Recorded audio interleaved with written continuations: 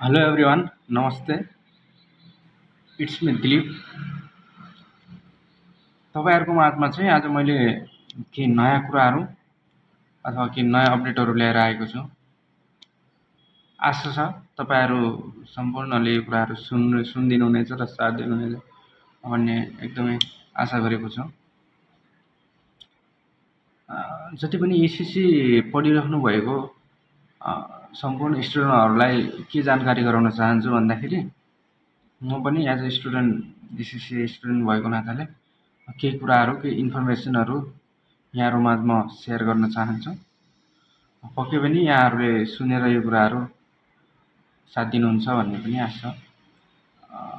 अहिले चाहिँ रिसेन्टली जति पनि एसएससी स्टुडेन्टहरू हुनुहुन्छ, जति पनि एसएससी एटेम्प गरिराख्नु भएको छ, एसएससी गर्छु भन्ने सोचिराख्नु भएको छ अथवा एसएससी गर्दै हुनुहुन्छ र यहाँहरू सम्पूर्णलाई के जानकारी गराउन चाहन्छु भन्दाखेरि भर्खरै एसएससीले एउटा नयाँ अपडेट ल्याएको छ। 2027बाट चाहिँ एसएससीको लेटेस्ट अपडेटहरू चाहिँ हुनेवाला छ।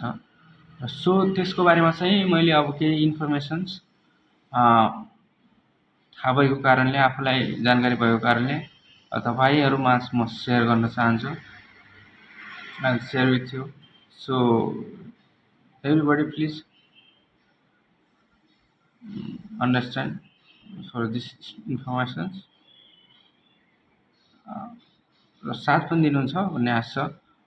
एसएससीले भर्खरै नयाँ अपडेट जुन गर्न लागिरहेको छ त्योमा चाहिँ एसएससीले तपाईँको 13वटा ओल्ड पेपरहरू थियो भनेपछि अब चाहिँ न्यू सिलेबसमा चाहिँ तपाईँको 11वटा मात्र पेपर रहेको छ र तपाईँले अब 13वटा पेपर होइन, तपाईँले अब 11वटा मात्र पेपरहरू दिनुपर्ने हुन्छ र तपाईँको 2टा पेपर एक्जाम्सन भइसकेको छ। यो अहिले एसएससीले भर्खरै जुन नोटिस जारी गरेको छ त्यो चाहिँ 2027मा एप्लिकेबल हुनेवाला छ। जुन नोटिस उहाँहरूले इस्टाब्लिस गर्नुभएको छ, भर्खरै नयाँ नोटिस होइन। अब तपाईँको अहिले तपाईँको 11वटा पेपरहरू अब न्यू सिलेबसमा छन् भन्दाखेरि कुन कुन छन् भन्ने कुराको बारेमा पनि हामी अलिकति जानकारी लगाउनेछौँ।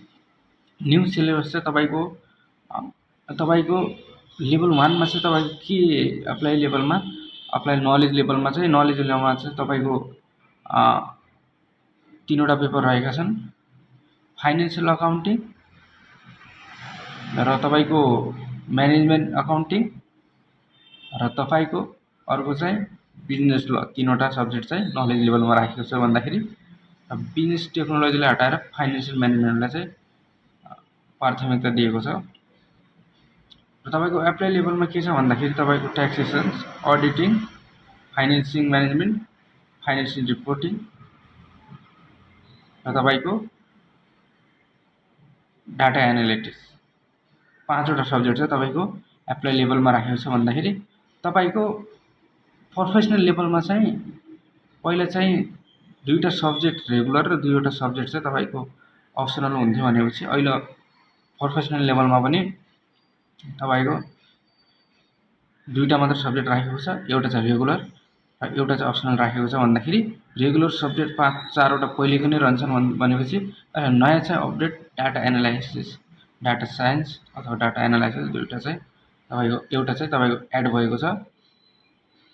तपाईँहरूले त्यहाँमध्ये अप्सनल जुन पनि चुज गर्न सक्नुहुन्छ। यो चाहिँ नयाँ अपडेट रहेको छ र कतिपय साथीहरूको मनमा के डाउट छ भन्दाखेरि कतिपय साथीहरूले एसएससी गरिराख्नु भएको छ, उहाँहरूको मनमा डाउट के छ भन्दाखेरि अब तपाईँहरूले रिसेन्टली नै तपाईँले एसएससी गरिराख्नु भएको छ, 2-3वटा पेपर तपाईँले दिइसक्नुभयो, तपाईँको अझै 4-5वटा पेपरहरू तपाईँले इक्जाम्पल दिइसक्नुभयो, अझ केही पेपरहरू तपाईँको बाँकी छन् भनेपछि तपाईँले त्यस्तो केसमा चाहिँ तपाईँको के गर्नुपर्छ भन्दाखेरि तपाईँले जति पनि पेपर दिइसक्नु भएको छ त्यो पेपर चाहिँ तपाईँको क्लियर भइसकेको छ होइन, त्यो पेपर तपाईँले दिनुपर्ने आवश्यकता छैन।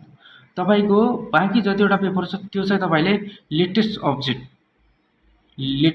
अपडेट जुन छ, जुन पनि अहिले 2027मा जो पनि अपडेट आइरहेको छ त्यही अनुसार चाहिँ तपाईँले चाहिँ तपाईँको बाँकी सब्जेक्टहरू तपाईँले दिन सक्नुहुनेछ र तपाईँको त्यहाँमध्ये 2टा सब्जेक्ट एक्जाम्सन हुन्छन्।